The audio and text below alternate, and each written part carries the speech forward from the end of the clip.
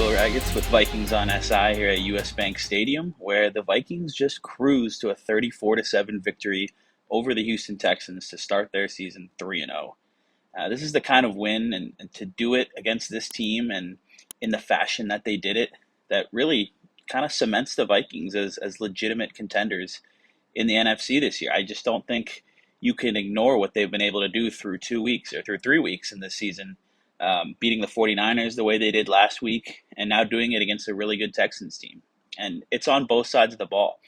On offense, Sam Darnold threw 4 more touchdown passes, tying a career high. He's now set a career high for the most touchdown passes in a 3-week span. He has 8 of them in his first 3 games with the Vikings and playing for Kevin O'Connell.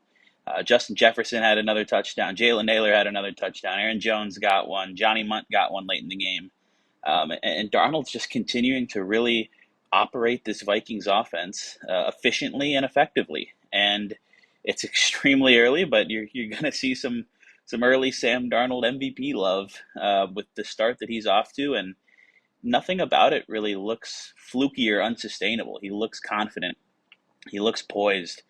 He looks like he knows what he's seeing, and he's really comfortable in Kevin O'Connell's offense. Aaron Jones had nearly 150 total yards, got over 100 yards on the ground for the first time this season. So that balance that the Vikings have on offense was impressive. But I've talked about the offense. The more impressive thing in this game was the defense. To hold a really good Texans offense led by C.J. Stroud and Nico Collins and Stephon Diggs to only 7 points.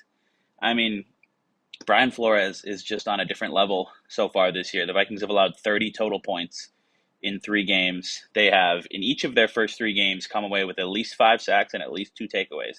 They had 2 more interceptions in this one, a very early one from Kamu Grugier-Hill, who was filling in for Ivan Pace, and then a later interception by Cameron Bynum. And Jonathan Grenard had 3 sacks, and Andrew Van Ginkel had another sack. It's just up and down the lineup. There are so many guys on this Vikings defense who can make plays and who have played a lot of football and can be versatile and do a lot of different things. And when you have a unit, a whole defense that's playing together and really kind of thriving in the complex, chaotic scheme that Brian Flores has put together, they just look like they're really tough to score points on. And that's something that they're going to carry forward. And that's what's going to keep them in and give them a great shot in basically every game this year if they're able to keep playing like this. So, yeah, I mean, we'll see where the Vikings move up again this week in the national power rankings, but this team is 3-0.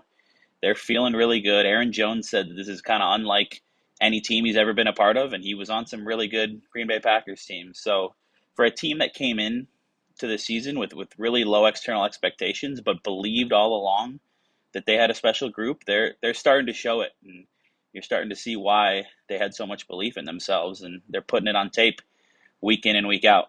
A really impressive start for the Vikings. Another incredible atmosphere at US Bank Stadium, and next week they'll start the divisional portion of their schedule with a road game against the Green Bay Packers, who may or may not have Jordan Love at quarterback. So we'll talk to you then.